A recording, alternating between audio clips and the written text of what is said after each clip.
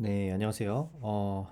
이제 제 첫 영상을 찍게 되었는데, 앞으로 저는 이 채널에서 여러 가지 주제를 다루면서 영상들을 찍어서 올릴 겁니다. 근데 그 중에서도 그래도 중심 주제를 말씀드리면 뭐 수학이나 뭐 언어나 과학이나 이런 것들이 될 것 같은데, 첫 영상으로 무엇을 올릴지 굉장히 많은 고민을 많이 했어요. 그런데 제가 어떤 주제를 다루든지 간에 우리가 대화를 나눌 때는 기본적으로 언어를 사용하고 그 언어를 논리적 규칙에 의해서 어떤 특정 학문들을 전개 나갈 수가 있는 것이기 때문에 모든 이제 학문들의 좀 기본이 되는 내용부터 시작을 했으면 좋겠다 해서 그 중에서 선택을 한 것이 바로 이 명제에 관련된 내용입니다.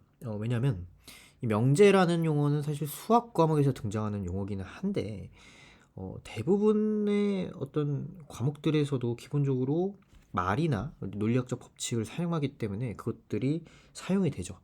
그리고 이제 집합과 명제 이런 단어들이 대부분 사람들이 일상생활에서 많이 사용합니다. 예를 들어 오늘 할 거 조건문이 P면 Q다의 꼴을 가지고 있는데 이거 남녀노소 모르는 사람 없죠. 무슨 말인지 다 알고 일상생활에서 굉장히 많이 사용하는 말이죠.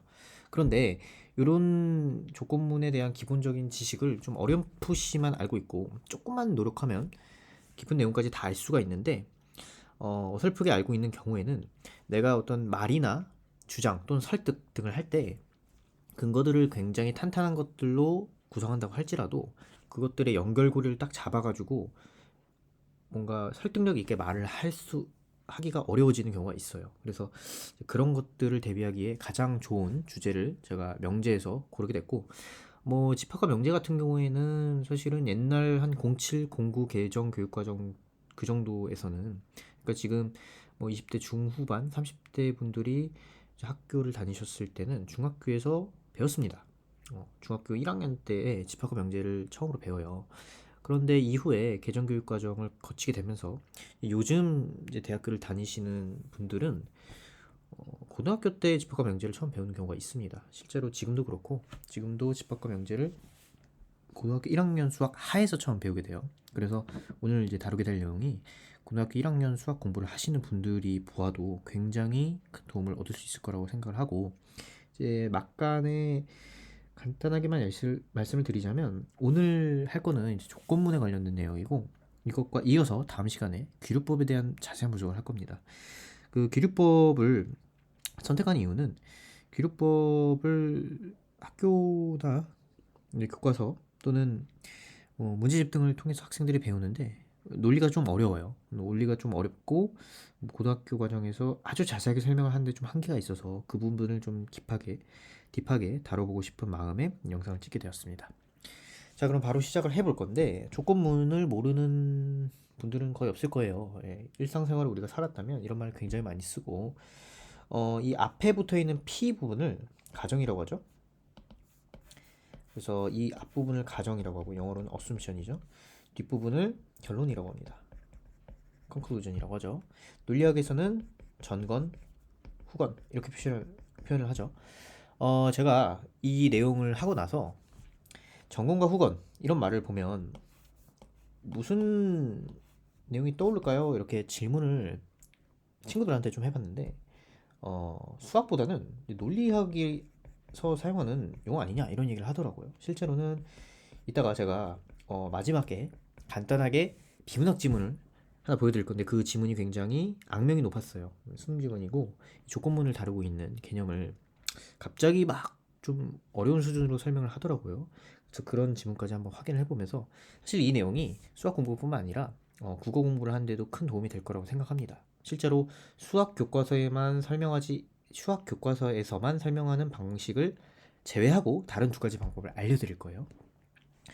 자, 그런데 조건문이 뭔지는 뭐다 아실 거고 중요한 건 조건문의 참거짓을 어떻게 따질 거냐예요. 어떤 명제가 참이다, 거짓이다 이런 표현을 할 때 명제의 진리값이 참이다, 명제의 진리값이 거짓이다 이런 말을 합니다.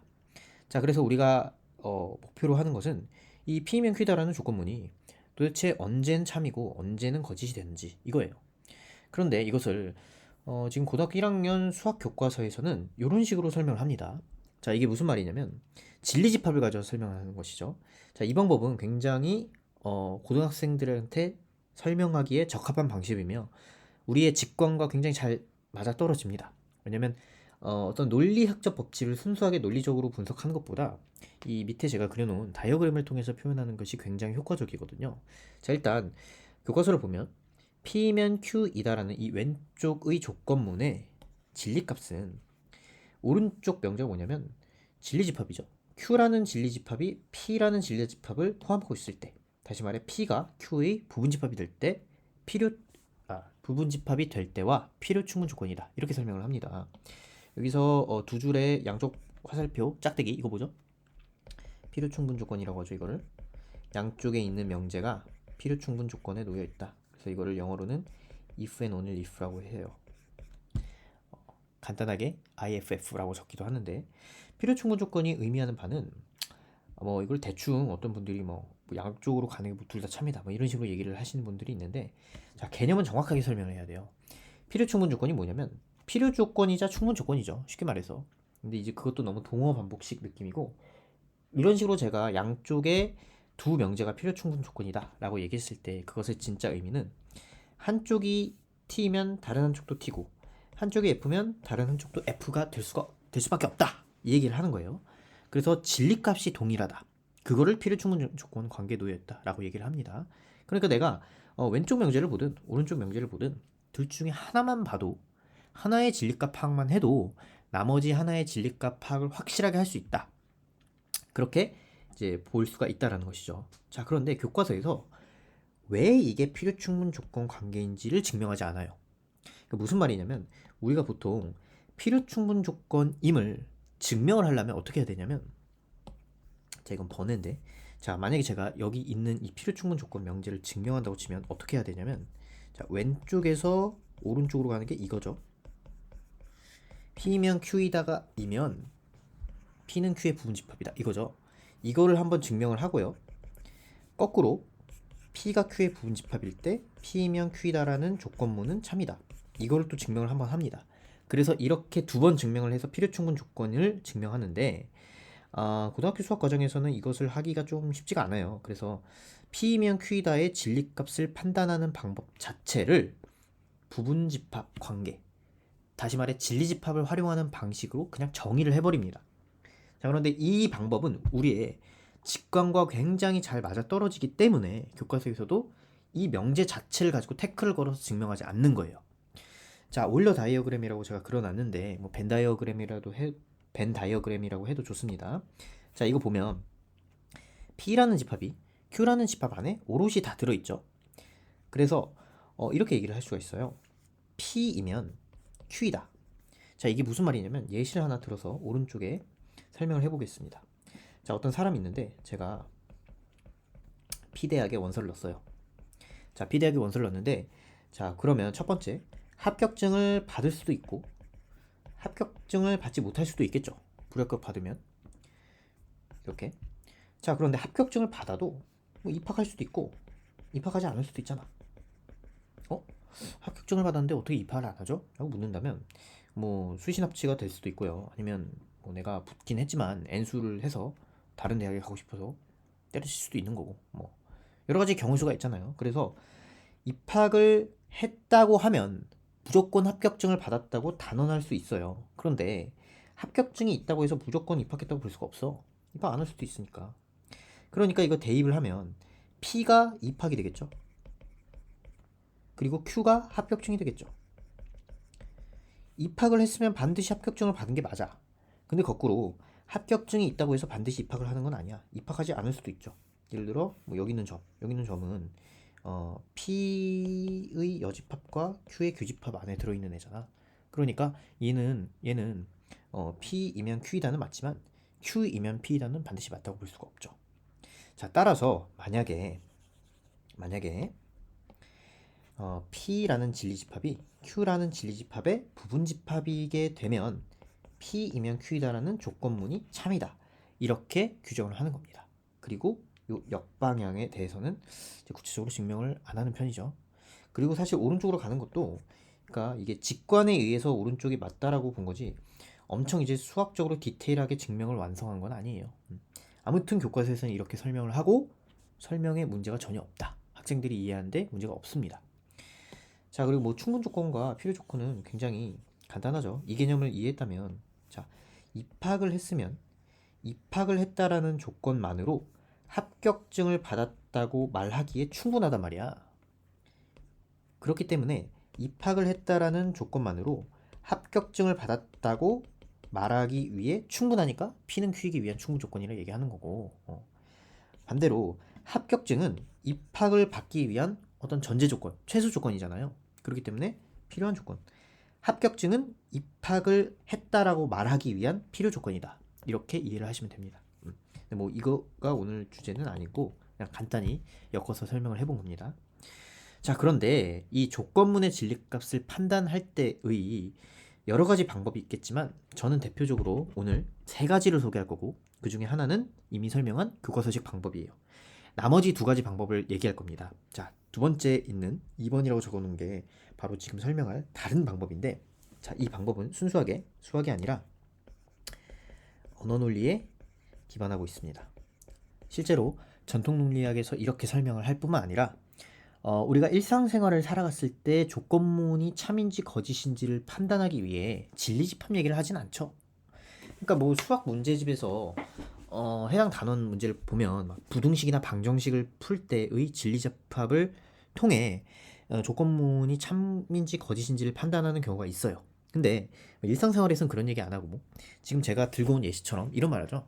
엄마가 우리한테 얘기합니다. 야, 전교 1등 하면 슈퍼카 사줄게. 물론 이제 왜 슈퍼카를 사주신다고 하는 건지, 또 이제 전교 1등을 하더라도 보통 고등학교 1학년 수준에서 면을 따기가 어렵죠. 그래서 이 말에 너무 이제 감정이입하지 마시고 그냥 예시를 하나 가져온 거예요. 엄마가 이렇게 얘기하죠. 전교 1등 하면 슈퍼카 사준다. 이런 식의 얘기합니다. 또는 뭐 이런 거 있죠. 과식하면 비만이 된다. 과식하면 비만이 된다. 이 얘기는 뒤에서 또 하나의 예시로 들을 겁니다. 자, 아무튼 근데 여기서는 전교 1등과 슈퍼카 사준다를 봅시다. 자, 이것은 전교 1등 하다가 P고 슈퍼카 사준다가 Q 결론이며 뭐뭐이면이란 말이 들어있으니까 조건문에 해당하겠죠. 자, 그런데 내가 원하는 거는 이 조건문 P이면 Q가 언제 참이고 언제 거짓인지, 즉 진리값을 판단하는 것에 있습니다. 자, 지금부터 수학 얘기 아무것도 안 할 거고 순수히 언어 논리만 얘기를 할 겁니다. 우리 일상생활에서 사용하는 말만 사용을 할 거예요. 자, 우선 이 P면 Q다. 즉 엄마의 약속이죠, 이건. 전교 1등 하면 슈퍼카를 사준다는 엄마의 약속이 조건문인데 이게 언제 참이고 거짓인지를 판단해 볼게요. 자, 그러기 위해서는 기본적으로 가정과 결론이 언제 거짓이고 언제 참이 될 때인지를 토대로 조건문의 진리값을 판단하는 방법을 떠올려 볼 수가 있어요. 자, 여기서 제가 앞으로 이제 진리값이 t인 경우, f인 경우 이렇게 얘기를 할 건데 t는 참이란 뜻이에요. true. f는 거짓이란 뜻입니다. false. 자, 이렇게 약자를 사용할 거고 한국말을 다 쓰기가 싫으니까. 자, 우선 기본적인 얘기부터 해볼까요? 실제로 내가 전교 1등을 했어. 엄마가 차 사줬어. 자, 그러면 상식적으로 생각해보세요. 이때 조건문은 참입니까? 거짓입니까? 참이지. 엄마 약속 그대로 이루어졌잖아. 1등도 했고 그래서 슈퍼카 사줬고 참이야. 그죠? 뭐 반론의 여지가 없죠. 자, 그런데 내가 1등을 했는데 엄마가 슈퍼카를 안 사줬어. 엄마 구라쳤어. 엄마 구라쳤네? 그러면 엄마 약속은 거짓말이죠. 그래서 F. 전혀 문제가 없죠. 우리 일상에서 이렇게 얘기를 하잖아. 그렇지? 조금 이제 까다로운 부분이 이 가정이 F에 해당할 때입니다. 이 가정이 F에 해당할 때가 어떤 상황이냐면 내가 전교 1등에 실패했을 경우, 즉 전교 1등을 하지 못했을 때 해당하죠.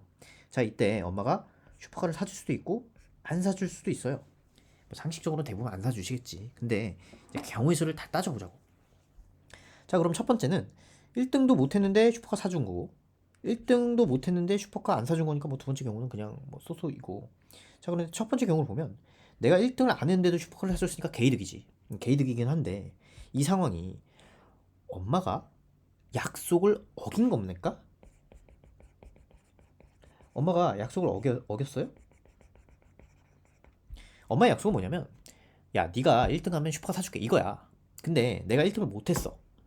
그러면 엄마가 약속을 어긴 건 아니에요. 그죠? 엄마는 1등을 했을 때 슈퍼카 사준다 했지. 1등을 못했을 때는 뭐 어떻게 하겠다라는 약속 한 적 없어. 그렇기 때문에 지금 P이면 Q다가 거짓으로 판별나기 위해서는 쉽게 말해서 엄마의 그런 어떤 언어나 그 문장이 구라가 돼야 되는데 구라가 되는 건 아니란 말이야. 1등을 안 했다고 해서 엄마 말이 구라가 되는 건 아니죠. 자, 논리학에서는 약속을 어기지 않았고 거짓인 게 아니죠. 엄마의 말이 거짓인 게 아니야. 엄마의 약속이 거짓인 게 아니야. 이 조건문이 거짓인 게 아니야. 거짓인 게 아닌 거를 논리학에서 참이라고 얘기합니다. 거짓이 아닌 것은 참이고 참이 아닌 건 거짓이에요. 그래서 이 아래 두 가지 경우는 모두 다 참입니다. 무엇이? 조건문 P면 Q다가.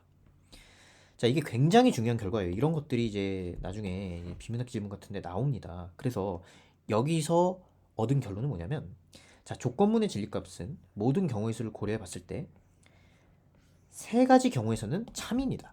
근데 오로지 거짓인 경우, 이게 제일 중요해. 오로지 거짓인 경우가 가정이 참이고 결론이 거짓일 때밖에 없다는 거예요. 가정이 참이고 결론이 거짓일 때만, 오로지 그때만 조건문이 거짓이 됩니다. 이 TFTT 이 관계 있죠? 이거를 이미지 찍듯이, 지금 이 화면을 이미지 찍듯이 꼭 기억해 주시기 바랍니다. 자, 이게 이따가 이제 규류법을 설명할 때 수학적인 논리의 밑바탕이 되기도 하지만 일상 언어에서 사용할 때 굉장히 큰 도움이 됩니다. 이따가 나중에 비문학 지문으로 보여드릴게요. 자, 여기까지 이제 2번과 3번 내용을 했으면 이제 4번 내용으로 갈 겁니다. 이제 4번 내용부터는 약간 머리를 써야 되는데 그래도 어렵지 않아요. 여태까지 2번과 3번을 잘 견뎌냈으면 4번도 쉽습니다. 자, 이제 4번 뭐냐면 조건문의 진리값, 논리적 동치관계 활용이라는 건데, 이 논리적 동치라는 거는 제가 여기다 그려놓은 필요충분 조건을 말하는 거예요. 그게 무슨 말이냐면 논리적 동치라는 게 뭐냐면, 예를 들어 제가 오른쪽에 어떤 명제를 쓸 겁니다. 이따가 논리적 동치라는 거는 양쪽의 진리값이 언제나 동시에 똑같다는 얘기예요. 아까 얘기했던 필요충분 조건이랑 같은 말입니다. 자, 근데 이거는 여러분들이 기억을 해주셔야 돼요. 자, 제가 오른쪽에 쓸 명제가 뭐냐? 다시 말해, 조건문이 참일 때 판단을 할 때, 방금 전에는 이런 거 있죠? T, T, F, F 이런 거 했죠. 해가지고 조건문은 T, F, T, T다 이런 거 했죠. 그리고 처음에 교과서 방식은 진리집합을 떠올렸죠. 근데 여기서는 그게 아니라 조건문이 반드시 어떤 명제랑 논리적 동치 관계예요. 진리값이 항상 같아요. 그래서 이거를 찾아보자. 그게 지금 4번에서 한 내용인데 이걸 직접 찾는 건 어려우니까 제가 답을 알려드릴게요. 이 답을 기억하셔야 돼요. 자, 이게 뭐냐면 P이고, 자, 여기서 제가 뾰족한 화살표로 이렇게 표시한 거 있죠? 역 V자. 자, 이거는 and를 뜻하는 거야. 그러니까 그리고 and 이겁니다. 자, P이고 not Q인 것의 부정인 명제 있죠? 자, 이게 바로 이거 조건문 P면 Q다랑 언제나 진리값이 똑같은 명제입니다. 자, 이거 증명을 밑에서 할 거예요. 표 그려서 할 겁니다. 그런데 하기 전에 일단 외우세요. 무조건 외워야 됩니다. 이거 외워야 이따가 할 규리법에 대해서 탄탄하게 이해를 할 수가 있어요. 당연히 제가 설명도 증명도 다 해줄 건데 일단 결론을 외우란 얘기야. 자, 일단 제가 세 가지 방법으로 설명해 줄 거예요. 자, 첫 번째 방법은 예시를 아까처럼 예시를 들어볼까요? 자, P면 Q다. 아까 제가 예시 들려고 했던 거 안 들었던 거 있죠? 뭡니까? 과식하면 살찐다. 이거지. 이거 참이에요? 참이겠지. 대충. 근데 과식하면 살찐다가 예를 들어 참이라고 해봅시다. 그러면 오른쪽에 있는 애도 무조건 참이어야 된단 말이야. 자, 해볼까? 자, 과식했고 살이 안 찐대. 그런 경우 있어요? 자, 지금 왼쪽 명제를 보면 과식을 하면 무조건 살이 찐다 했잖아. 근데 오른쪽 말은 이 괄호 안까지만 보면 과식했고 살을 안 찐대. 이거는 지금 P면 Q다랑 반대죠. 과식했을 때는 무조건 살이 쪄야 된단 말이야. 근데 그것의 부정이잖아. 그러니까 과식하면 살찐다랑 같은 말이죠. 그렇죠? 이렇게 언어적으로 이해를 하는 방법이 하나 있고, 아니면 진리집합을 통해서 이해하는 방법도 있어요. 자, 이거 볼까요? 자, 오른쪽에 제가 이렇게 봅시다. 자, 만약에 아까 진리집합 교과서식 방식으로 보면 P면 Q이다랑 P가 Q의 부분집합이다 이게 같다고 했잖아요. 필요충분 조건이라고 했잖아요. 그럼 보면 자, 이렇게 해볼까요? 자, 내가 만약에 U가 진리집합이라고 해봐. 그랬을 때 자, P이고 나 Q다를 먼저 생각을 해봅시다. 자, 나 Q라는 거는 Q의 바깥에 있다는 얘기죠. 여기서. 그러니까 뭐 이런 점이란 말이야. 이게 나 Q야. 근데 나 Q이면서 동시에 이게 AND라고 했잖아. P래. 그러면 나 Q 중에서 P인 게 P는 이 안에 있단 말이에요. 그러면 P이고 나 Q인 게 있나요? 없단 말이야. 그거 없으면 이게 없다야. P이고 나 Q인 게 없다. 이거 뭐라고 하죠? P이고 나 Q의 부정이잖아 이게. 예. 그래서 P이고 나 Q이다가 부정이 참이면 P가 Q의 부분집합 관계고 그러면 다시 P면 Q이다가 참이다 이렇게 가는 거예요. 자, 거꾸로 자, 만약에 P면 Q이다가 참이면 P가 Q의 부분집합이죠.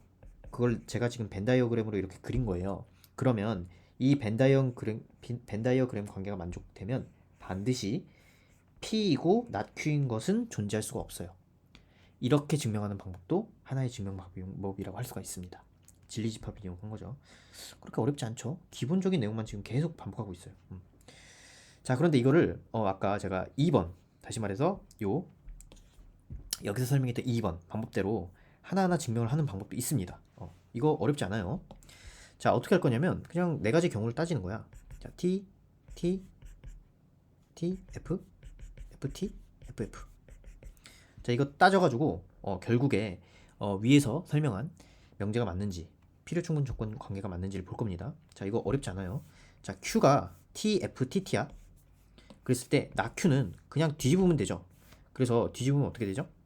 FT, FT죠. 아니, 맞나? 맞죠? 맞죠?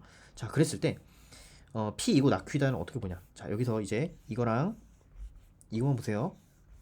그러면 이거 채울 거야. 자, 이거 어떻게 채울 거냐면 자, AND는 보세요. P이고 AND, P이고 나 Q잖아요. 자, 이거는 질값이 어떻게 되냐면 봐봐. 이런 거야. 뭐가 있을까? 바다이고 지구. 아니, 좀 이상하네. 뭐가 있죠? 예를 들어 기억이 잘 안 나네. 비타민이고 지용성인 거. 비타민 중에서 지용성인 걸 말하는 거죠. 이게 뭐 예를 들어 비타민 D가 지용성 비타민이잖아. 그럼 비타민 D면 비타민이어야 되고 동시에 지용성이어야 된다는 얘기야. 그럼 만약에 둘 중에 하나만 거짓이야. 비타민인데 지용성이 아니야. 그럼 비타민 D는 아니죠. 또 지용성이긴 한데 비타민이 아닌 물질이 있어. 그럼 걔는 비타민 D가 아니에요. 무슨 말이냐면 AND로 이어진 관계에서는 앞에 있는 애랑 뒤에 있는 애가 둘 다 참이어야만 P, AND, not Q가 참이야. 그러니까 지금 노란색 세 박스를 봤을 때 이 P랑 not Q의 관계가 둘 다 참일 때만 참이라는 얘기예요. 다시 말해 F가 하나라도 있으면 F야. T, F, F고.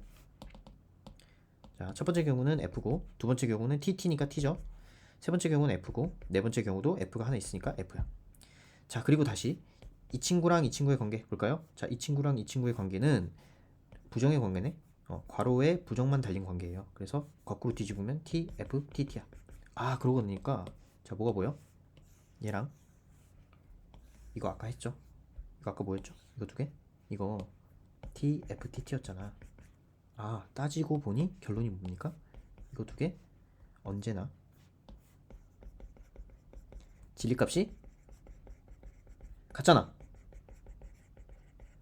그죠? 증명 완료. 오케이?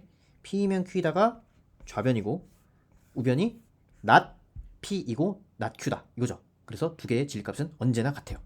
P가 참이든 Q가 거짓이든 모든 경우에서를 다 따져봐도 이 명제는 필요충분 조건이 맞다라는 겁니다. 자, 여기까지 하면 기본적인 조건문에 대한 진리값 판단하는 실력이 확보된 겁니다. 여기보다 더 어려운 내용으로 넘어가는 건 없어요. 근데 뭐 고등학교 1학년 수학 수준에서도 충분히 해결 가능하고 제가 언어적인 얘기를 해서 해결을 해보려고 노력을 했기 때문에 그렇게까지 어려운 건 없어질 겁니다. 자, 여기까지 했는데 이제 귀류법 내용은 다음에 할 거고, 제가 지문 하나를 볼 겁니다. 그 지문 뭐냐면, 자, 이거죠. 자, 이거 제가 아까 연습하다가 말았는데, 이거 볼까요? 이거 아주 유명한 국어 지문이죠. 자, 이거 뭐죠? 2019학년도 수능 국어에 나왔던 지문인데, 우리가 지금 배웠던 내용을 바탕으로 이 지문에 정확하게 이해를 할 수 있는 부분이 두 부분이 있습니다. 자, 볼까요? 자, 두 명제가 모두 참인 것도 모두 거짓인 것도 가능하지 않은 관계를 모순 관계라고 한다. 뭔 소리야 이게? 응? 뭔 소리야? 뭔 말이야? 자, 예를 들어 어떤 명제를 P라고 할까요? 그러면 이 P의 부정은 not P죠. 그죠? 근데 P이면서 not P인 경우를 한번 생각해 봅시다. 이게 뭔 소리야? 이게 말이 됩니까? 말이 안 돼. 왜냐면 예를 들어 P를 여자가 해요. 나는 여자다. 근데 나는 여자가 아니다. 근데 이게 이거로 이어져 있기 때문에 이게 and란 말이야. 여잔데 여자가 아닐 수 있어요? 없어. 그죠? 동물인데 동물이 아니래.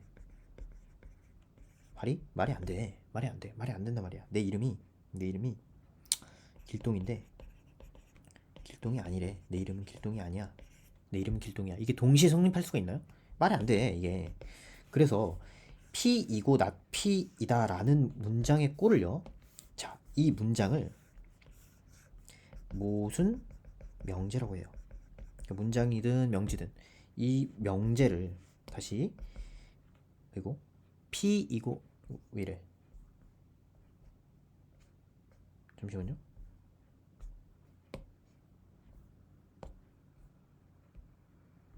큰일 났네 이거.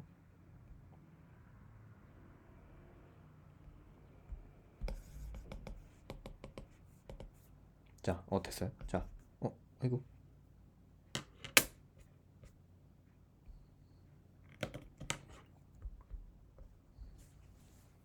자, 그냥 말로 제가 설명해 볼까요?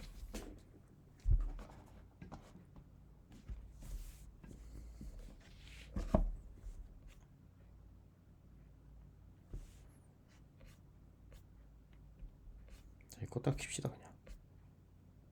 자, 다시 가능. 자, 이렇게 볼까요?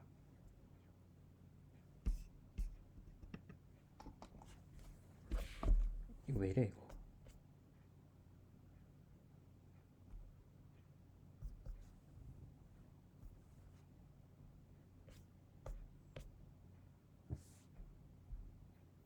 됐다. 자, 다시. 큰일 날 뻔했네. 이거 왜 꺼졌지? 자, 이거 어디냐? 자, 여기서 이 P이고 not P이다라는 명제를요. 모순 명제라고 해. 예. 그리고 P이고 not P이다라는 이 동시에 성립할 수 없는 이 동시에 성립한다고 말하는 관계, 이 관계를 P와 not P 관계, 이거를 모순 관계라고 합니다. 그러니까 모순 관계라는 거는 P와 not P의 관계를 말하는 거예요. 자기와 자기 자신의 부정을 얘기하는 거라고요. 보면 두 명제가 모두 참인 것도 모두 거짓인 것도 가능하지 않은 관계를 모순 관계라고 한다. 예를 들어 P와 not P의 관계를 보면 P가 참이면 not P는 거짓이죠. P가 거짓이면 not P는 참이잖아. 그러니까 그 어떤 가능성을 생각해봐도 둘 다 참이거나 둘 다 거짓일 수가 없어. 둘 다 F거나 둘 다 T일 수가 없단 말이야. 그치? 환상의 조합이네. MBTI. 한 사람이 T면 한 사람이 F인 게 좋잖아요. 아닌가? 자, 그래서 예를 들어 임의의 명제를 P라고 하면 P와 not P는 모순 관계다. 그죠? 자, 여기까지는 전통적인 논리학에 대한 설명이에요. 근데 이제 뭐 이 글에서는 가능세계 이런 개념을 꺼내서 이제 전통적인 논리학과 살짝 다른 경우의 수를 생각할 수 있지 않냐, 뭐 이런 내용인데, 이 내용은 지금 우리가 생각하는 것과 관련이 없고, 밑으로 좀 내려가 보면 자, 여기 나옵니다. 자, 형광펜 봅시다. 전통 논리학에서는 A이면 B다라는 형식의 명제는, 자, 이게 뭐야? A이면 B다의 명제, 이게 뭐야? 조건문이잖아. 이 명제가 조건문이라고. 자, 그런데 A가 거짓인 경우에는 B의 참 거짓에 관계없이, 상관없이 참이라고 규정하다. 이게 뭔 소리야? 우리 했는데 이거?